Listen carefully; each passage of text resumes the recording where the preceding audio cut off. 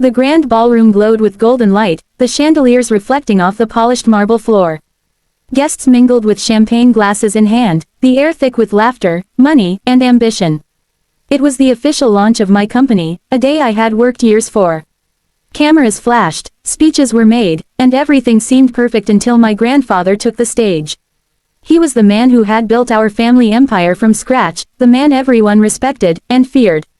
His voice echoed through the hall as he called me to stand beside him. I walked up, my heart pounding, proud yet nervous. Then he smiled, patted my shoulder, and said into the microphone, "Everyone, meet my brilliant grandson, the future of our family legacy. I hope he liked the private jet I gifted him last week." The crowd erupted in applause. People turned toward me, cheering, clinking glasses, congratulating me as if I had just been crowned king. I stood there frozen, a smile plastered on my face while my mind raced. Private jet? What jet? My throat tightened as I forced a small laugh, nodding politely, playing along with the lie because I couldn't embarrass him in front of hundreds of people. My grandfather beamed with pride, unaware that my world had just tilted off its axis. As the applause faded and the event continued, I tried to focus on my investors, my team, the speeches, but my thoughts were elsewhere. A private jet was not a casual mistake. It meant money, power, inheritance, something huge. And if it existed, someone else had it. When the night ended and the lights dimmed, I found my grandfather sitting alone in the VIP lounge, sipping whiskey like he always did after major events. I sat beside him quietly, waiting for the right moment to speak. "Grandpa," I finally said, "you mentioned a jet earlier. Was that a joke?" He chuckled softly, his eyes distant. "No, son, you deserved it. I told the lawyers to arrange everything in your name last month." My heart skipped. Then why haven't I seen it? His expression shifted, confusion crossing his face. "You mean it wasn't delivered?" That single sentence chilled me. The room felt smaller, air thinner. He pulled out his phone, calling someone from his private contacts. I could hear only fragments of the conversation, his voice turning from calm to furious. "What do you mean the transfer never happened? Who signed it? I never authorized that." He slammed the phone down, his hand trembling. "Someone's been messing with my orders," he muttered, looking at me with regret and anger mingled in his eyes. "This isn't just about a jet. Someone in the family is trying to play God." That night, sleep was impossible. My mind replayed his words over and over. Someone in the family. Our family wasn't small. 3 sons, 2 daughters, cousins, managers, all living off his empire like bees around honey. I had always known there was competition, whispers behind closed doors, but this felt different. It wasn't rivalry anymore, it was theft. Over the next few days, I quietly began asking questions, calling the lawyers, tracing documents. The deeper I looked, the darker it became. The jet existed, it had been purchased under the company name 3 weeks before the launch. But the ownership had been transferred to another person the same day. My uncle, my grandfather's eldest son, the one who had always believed he was the rightful heir to everything. His signature was there, right next to my grandfather's, but the date and handwriting didn't match. Someone had forged it. I remember the moment I confronted him. He was sitting in his massive office, the city skyline shining behind him, acting like a king in his castle. I placed the papers on his desk and said quietly, "You forged grandfather's approval." He looked at me, calm and cold, and smiled. "You think he'll believe you? You're young, emotional, careless. He's built this empire on loyalty, and you've been away for years. You really think one jet matters?" It wasn't just the arrogance in his voice, it was the certainty.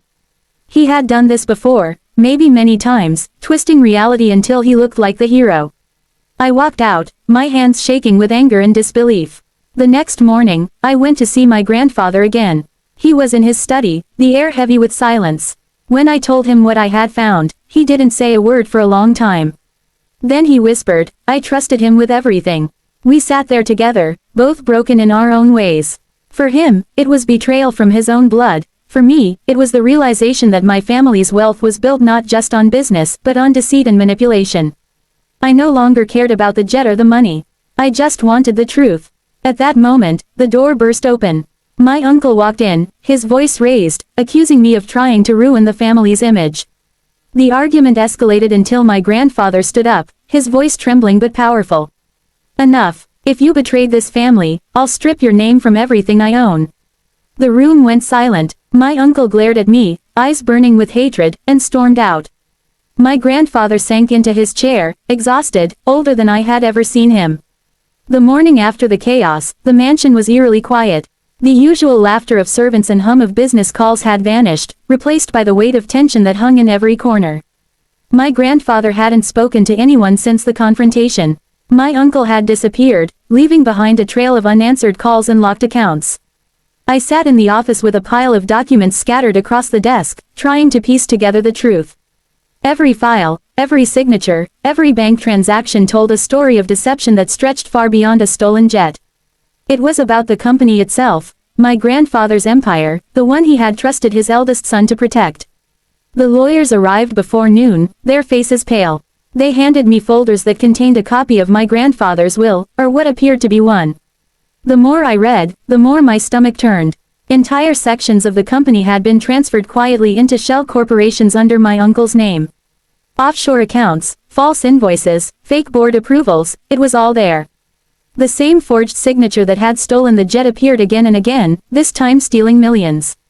My hands trembled as I flipped the pages. My grandfather had built his life from the ground up, brick by brick, deal by deal, and now it was crumbling from within his own bloodline.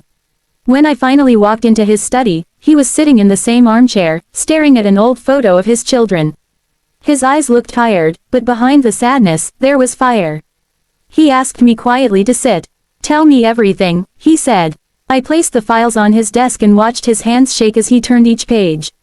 Minutes passed in silence until he slammed his fist down, the photo frame rattling.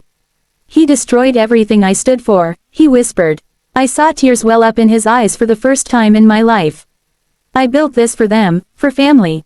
And he turned it into a weapon. That evening, the board meeting was called. Every director, every shareholder, every major investor attended.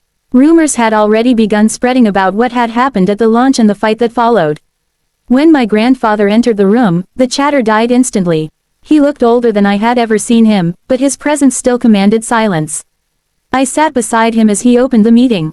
His voice was steady but heavy with emotion. "Before we begin," he said, "I want to address a betrayal." He presented the evidence one by one, the forged documents, the false accounts, the manipulated ownership transfers. Gasps echoed around the room. Some directors looked away in shame, others whispered in disbelief. My uncle wasn't there, but his shadow lingered over every word. Finally, my grandfather turned to me. "My grandson discovered this. He did what none of us had the courage to do.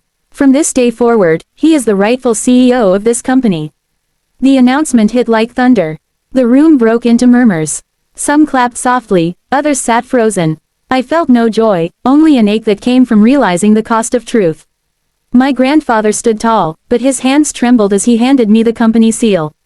"You will fix what he broke," he said. The meeting ended in silence, but before anyone could leave, the doors burst open.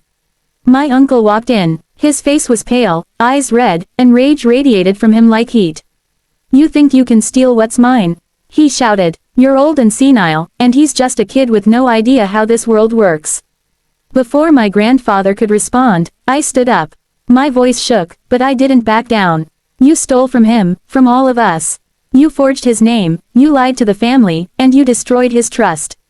This company isn't yours anymore." For a moment, no one breathed. Then he laughed, bitter and broken. "You think you're better than me?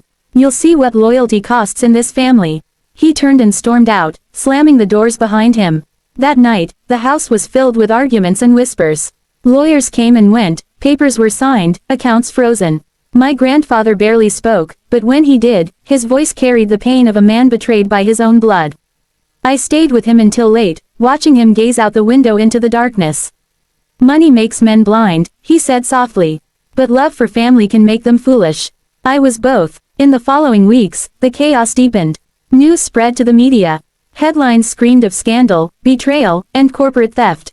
Investors pulled out, employees panicked, and the company's value plummeted overnight. I spent sleepless nights trying to hold it all together, meetings, press conferences, legal battles. My uncle disappeared completely, but the damage he left behind bled into everything. One evening, I came home to find my grandfather sitting in the garden, wrapped in a blanket.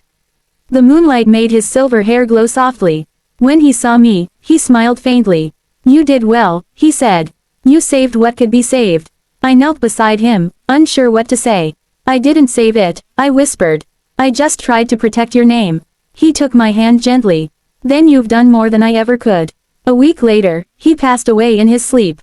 The doctor said it was his heart, but I knew it was something deeper, the pain of seeing his own family destroy what he loved most. His funeral was simple, private, and quiet. My uncle never showed up. As I stood by the grave, watching the last handful of earth fall onto the coffin, I made a silent promise. I would rebuild everything, not for wealth, not for power, but for the man who believed in legacy and honesty.